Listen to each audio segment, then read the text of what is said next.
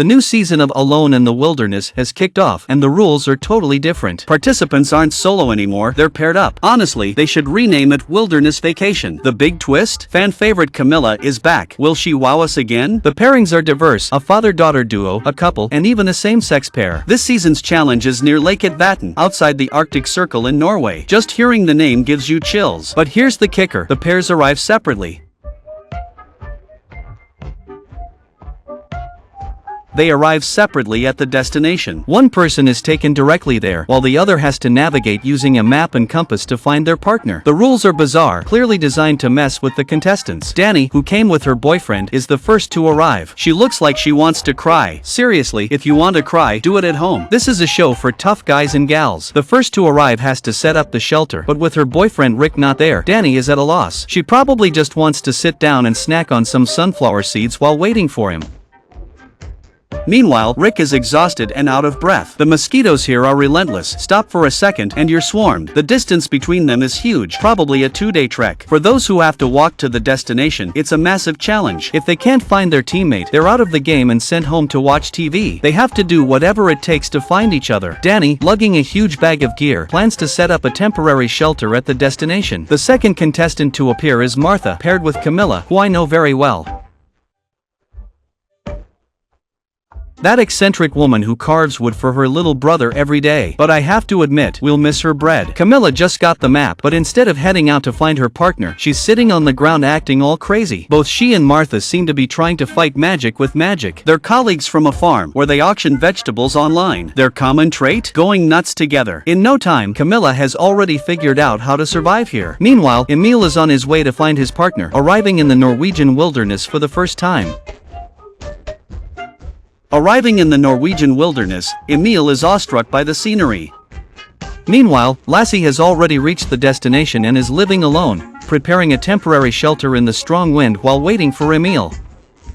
Simply pitching a tent wouldn't suffice, they needed wooden beams to secure it. With scarce wood resources, building a proper shelter later could be tough. Emil and Lassie, once roommates, now do everything together. You get the drift. After hours of walking, Emil finally found water on a hill and eagerly drank. Meanwhile, Martha stumbled upon a massive blueberry patch, enough to last until the show goes bust. With a nearby water source, she planned to set up a temporary shelter there.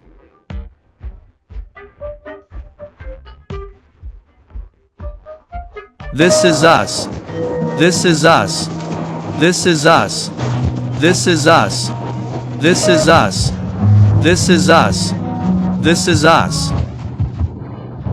After Rick climbed the hill, he found the scenery to be stunning, and at that moment, he felt the view was more important than his girlfriend. Fortunately, Danny had already started planning to build a shelter. A temporary shelter just needs to keep out the wind and rain. If you can't even do that, then forget about winning. Once the tent is set up, you can tidy up inside and sleep. Emil had been walking for several hours and found that hiking in the mountains took much longer than expected, making it quite a physical challenge for him. Meanwhile, Lassie was planning to gather more firewood.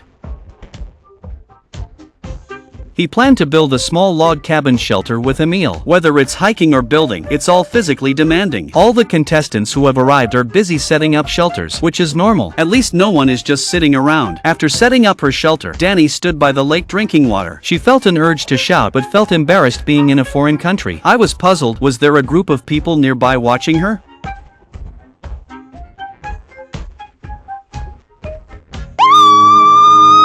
In the evening, the wind here is very strong. Danny plans to gather some berries for dinner, with a vast lake behind her. If it were me, I would have set up a fishing net by now. Are berries tastier than grilled fish? Meanwhile, Rick is still navigating with his compass, having been on the move all day. A river blocks Rick's path. This isn't just any river, it's fast-flowing with steep cliffs, making it even more dangerous. Although the water looks shallow, the riverbed is full of large rocks, uneven and treacherous. One wrong step and you could end up seriously injured. The water is glacier melt, so it's ice cold. But with his girlfriend on the other side, Rick has to pick between safety and love. Clearly, he chooses love and decides to cross the river. Otherwise, they might have broken up by the end of the first season. The camera is still rolling, so he better hurry back. Meanwhile, Lassie sets up a fishing net, attaching it to buoys and placing it near a large tree by the lake where the water is deeper and the chances of catching fish are higher. He throws the net far out and waits. Martha also has a fishing plan. Martha plans to use a tree branch as a fishing rod, hoping to grill the fish right after catching them. Fingers crossed they get a bite. After crossing the river, Rick sets up a temporary shelter. I was surprised to see Martha looking much better than Camila when she returned. Meanwhile, Camila is also setting up her shelter and, despite walking all day, isn't complaining about being tired. Right now, Rick, Camila, and Emil are all having a tough time. After a day of travel, they reached their destination by midnight. Rick woke up to find someone standing in front of him, which scared him. He turned on his flashlight and realized it was just his pants. It started raining heavily in the middle of the night with strong winds, making it too cold to sleep. On the third day, Emil woke up early and planned his route for the day. He estimated it would take another day to reach Lassie, meaning his partner would have to go hungry for at least 3 days. Meanwhile, Lassie also woke up, hoping Emil would arrive soon so they could plan better. Lassie then headed to the lake to check his fishing nets. As he approached, he noticed something glinting in the water. Pulling up the net, he discovered it was packed with fish, a fantastic early win.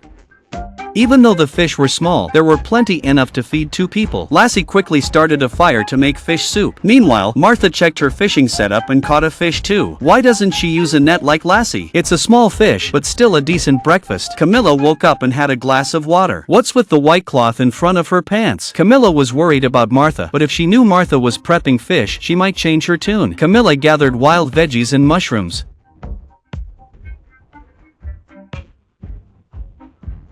Cooking fish soup together will make for a hearty breakfast. Martha thinks Camila should be arriving soon and sends out a signal only they can understand, hoping Camila hears it. Rick wakes up early and starts his journey, walking for several hours despite the unmelted snow on the mountain.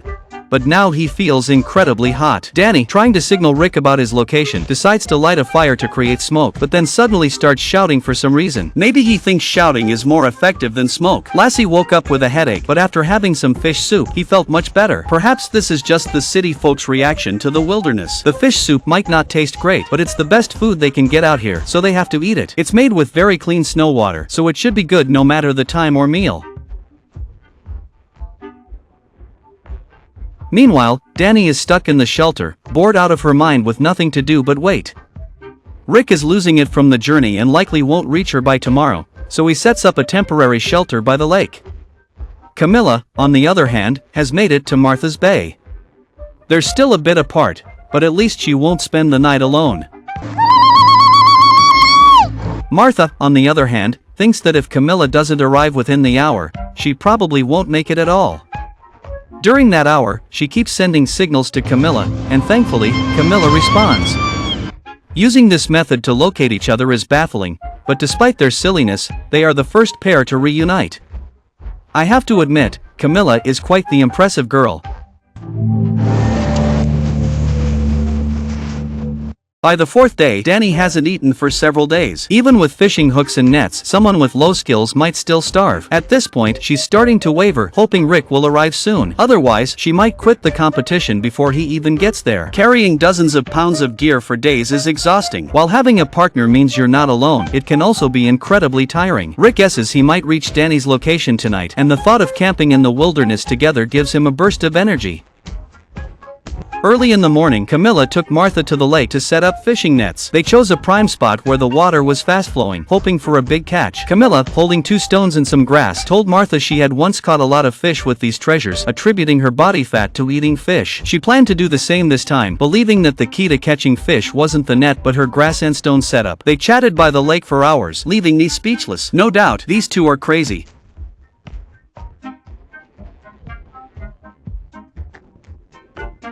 Hours later, they finally remembered to set up the fishing nets. After setting them up, they sat by the lake, enjoying the view. Meanwhile, Emil was still on his way, knowing Lassie was good at fishing and hoping he'd catch plenty for them to eat. Lassie, after eating his fill, was busy building a shelter, planning to surprise Emil.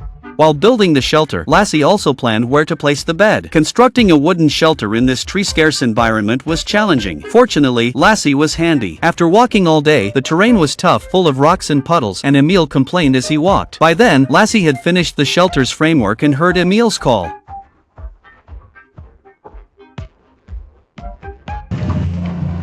Finally, Emil and Lassie reunited, and Lassie was moved to tears. Though it had only been a few days, it felt like 1,000 years. Lassie showed Emil around and saved 2 fish for him, making for an exciting reunion. Together, they quickly completed the shelter, making rapid progress. Rick was the only one yet to meet his partner, but he felt close to Danny. He walked and shouted, "Danny!" No surprise, everyone found their partners, and the real wilderness survival would begin in the next episode. Can't wait for the next episode's update.